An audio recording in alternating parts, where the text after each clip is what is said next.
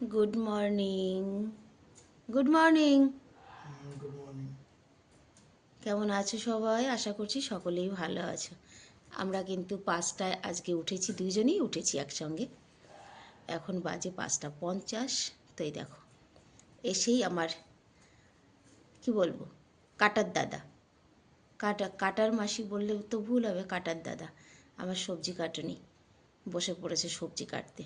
আমার নিজের ছাদে পুঁই মানে মিটলি হয়ে ভরে রয়েছে, সেগুলোই নষ্ট হয়ে যাচ্ছে, খেয়ে পারিনি। আবার একজনে নাকি দান করেছে, তাও এতগুলো, দেখো এতগুলো। আমি বললাম যে ওইগুলো আলাদা করো, আর ডাটাগুলো বেশ ভালো, ডাটাগুলো মানে এগুলো মাটিতে লাগানো, আমারগুলো যেমন গামলায় বেশ ভালো আছে, যেমন ডাটাগুলো সুন্দর করে বেছে রেখে দাও চচ্চড়ি করার জন্য। আর এদিকে আমার পুত্তররা এখনও কেউ ওঠেনি, সবাই ঘুমিয়ে রয়েছে। গতকাল রাতে মাছ এনেছে, আমি জানিও না কী কী মাছ এনেছে, কথা মানে আমি দেখিনি। তেলাপিয়া, এটা তেলাপিয়া তো নাকি গো?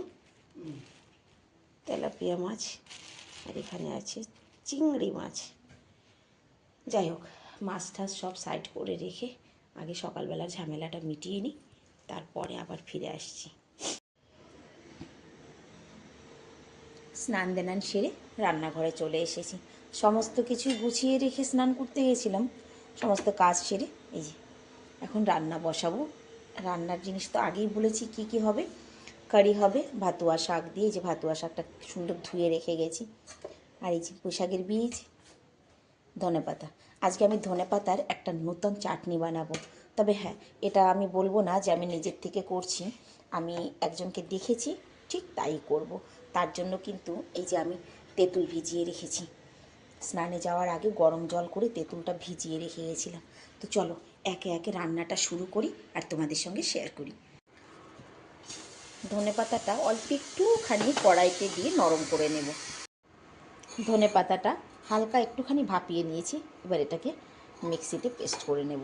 আর এইদিকে তেঁতুলটা দেখো ভালো করে গুলে নিয়েছি, মানে চটকে নিয়েছি যাকে বলে একেবারে।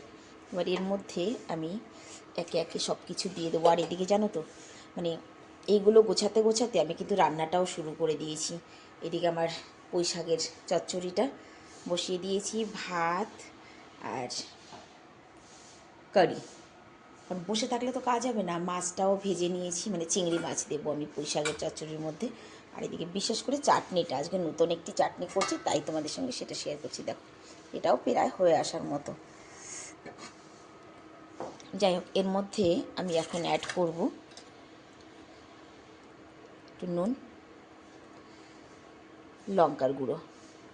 এখানে মিষ্টিটা তোমাদের ইচ্ছা অনুযায়ী চাইলে দিতে পারো, না চাইলে স্কিপ করতে পারো, তবে আমি দেবো না, কারণ কি আমি মিষ্টি দিয়ে কোনো কিছু রান্না করা পছন্দ করি না। হলুদ গুঁড়ো। আর যেটা দিতে হবে সেটা হচ্ছে ধনে গুঁড়ো।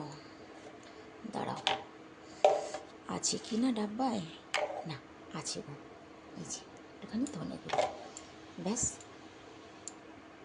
চলো আগে এটাকে পেস্ট করে নিয়ে আসি। চাটনির সমস্ত কিছু গুছিয়ে নিয়ে কিন্তু দাঁড়িয়ে আছি, কারণ কি এখনও তো আমার একটা চুলোও খালি হয়নি, তাই এদিকে ভাত হয়ে গেছে, এই সবজিটাও হয়ে গেছে দেখো। আর এখানে আমি মাছটা ভাপে বসাবো, এর মধ্যে দিয়েছি আদা, পেঁয়াজ, রসুন, টমেটো, ধনে গুঁড়ো, মানে জিরে গুঁড়ো, কাঁচা তেল, কাঁচা লঙ্কা, ধনে পাতা, সব কিছু দিয়ে ভালো করে মেখে নিয়েছি। এবার ঢাকনা বন্ধ করে মিনিট 10 মতো হালকা আঁচে এটাকে ভাপানো হবে। ভাতটা হয়ে গেছে, ভাতের চুলোতেই এখন এটাকে বসিয়ে দেব। এই সবজিটা হবে, তারপরে আমি চাটনিটা বানাবো। এই সবজিটা হয়ে গেছে, মাছটা বসিয়ে দিয়েছি, চলো এবার চাটনিটা তৈরি করি। দেখো কড়াই দিয়ে দিয়েছি, চিমনির আওয়াজে একটু ডিস্টার্ব হচ্ছে বুঝতে পারছি, কিন্তু কিছু করার নেই।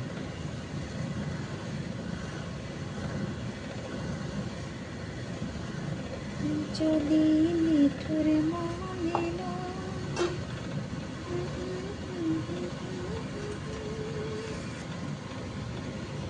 আমি একটুখানি হিং অ্যাড করলাম। হিংটা কিন্তু যে এখান থেকে আমি দেখেছি রান্নাটা সেখানে দেয়নি, তবে আমি দিয়েছি। কালো জিরে, কাঁচা লঙ্কা, আর দেবো কয়েক কোয়া রসুন।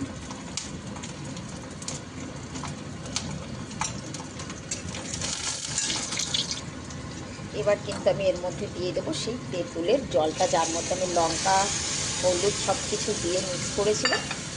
এটা আমি আবারও বলছি, চাইলে মিষ্টি দিতে পারো, আর না চাইলে না দিতে পারো, আমি কিন্তু দেবো না।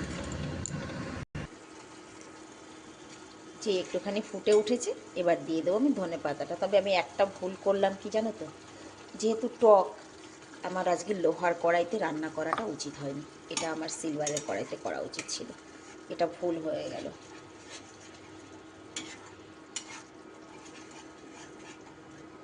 যাই হোক, ভুলটা করলাম বলেই বুঝতে পারছি।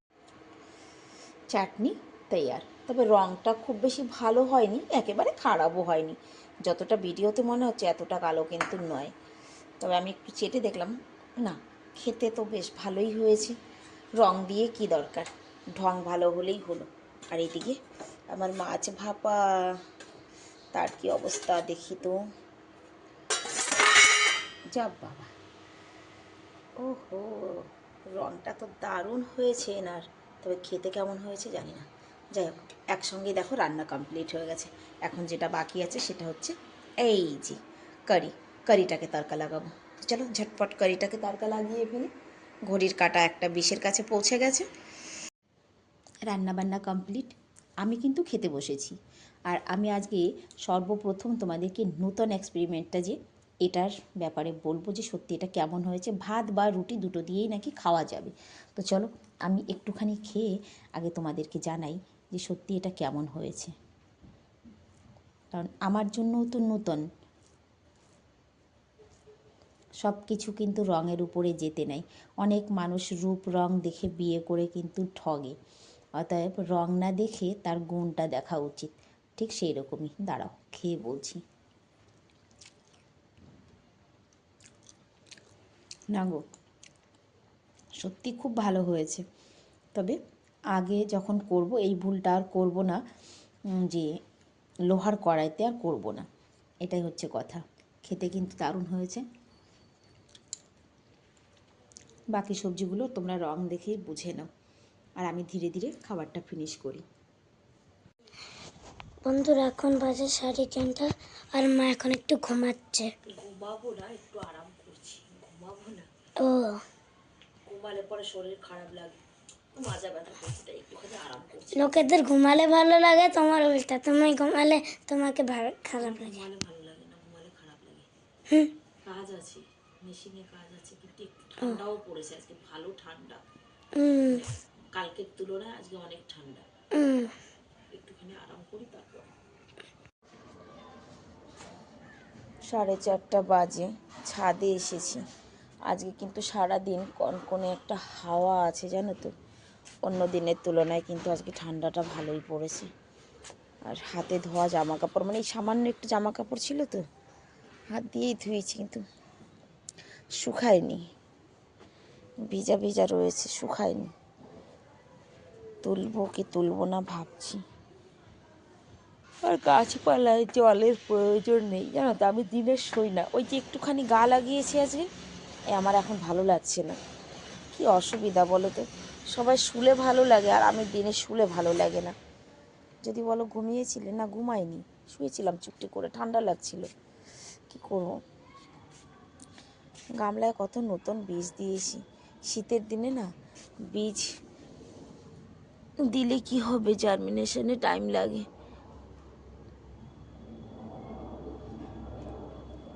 একটাও দেখতে পাচ্ছি না। যাই, ওর বাপি নিচে বসে আছে চা খাওয়ার জন্য। জামা কাপড় কিছুই তোলার মতো নেই, তুলবো না। নিচে গিয়ে চা করি, চা করব, রুটি করব।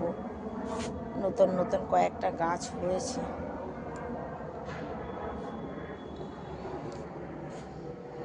এই পালং শাকগুলো তুলে নিয়ে ভাবছি পকোড়ি করে নেব, কারণ এই যে এইটুকুই আছে।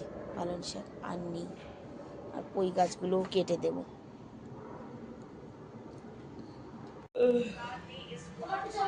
এই দেখো এসে দুধ গরম দিয়েছে, কারি গরম দিয়েছে, চা বসিয়েছে তোমাদের দাদাভাই। চলো আমি ফট করে আটাটা মেখে নিয়ে এবার শুধু ওনার জন্য রুটি করবো, আমাদের জন্য আটা মাখা আছে। চা খেয়ে নিই। একটা সময় ছিল যে 4টা বাজার সঙ্গে সঙ্গে চা খাওয়ার আনন্দে আমার খুব খুশি, মানে লাগতো যে চা খাবো। সেই নেশাটা কেটে গেছে এখন আর। চা কিন্তু দিনে একবার, তাও প্রত্যেক দিন খাই না সকালবেলাটা।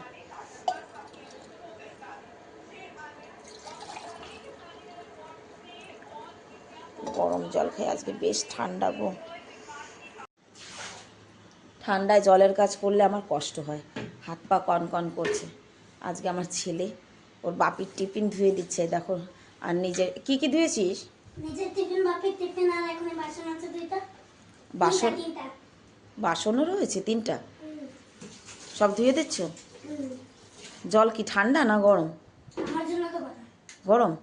জামা ভিজে যাচ্ছে তো, জামা উঁচু করে নে। কত উঁচু করো? হ্যাঁ এইটা তো এটা ভিজে গেল না এখন? ভিজেছে তো, আজকে তো ঠান্ডা পড়েছেও ভালোই। ধুয়ে দিবি তো, আমি রুটি করব। করো। 4 বাসনটাও ধুয়ে দিস কিন্তু, কি? 4 বাসন, ঠিক আছে? চার বাসন মিলিয়ে তো 3টা হবে। হ্যাঁ ওই তো, আমি রুটিটা করি।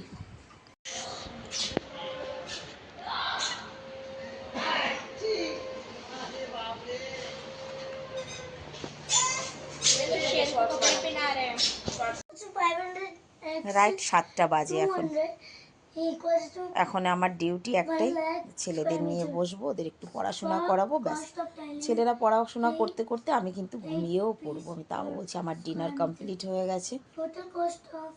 আমার ছেলেরা টিফিন করলো একটু আগে, ওরা এখন আর কিছু খাবে না, খাবে পরে, কিন্তু আমার হয়ে গেছে। এই খিদে পেলে খেয়ে নেবে কিন্তু নিচে গিয়ে, ঠিক আছে? বলার সঙ্গে সঙ্গে খিদে পেয়ে গেছে। চলো আজকের ভিডিওটাও তাহলে এখানেই শেষ করছি। দেখা হবে নেক্সট ভিডিওতে। শীতের দিন সবসময় বিছানাপত্র এলোমেলোই থাকবে, কারণ সারাদিন বিছানা তোলার কোনো সিনই আসবে না আর কয়েকটা দিন পরে।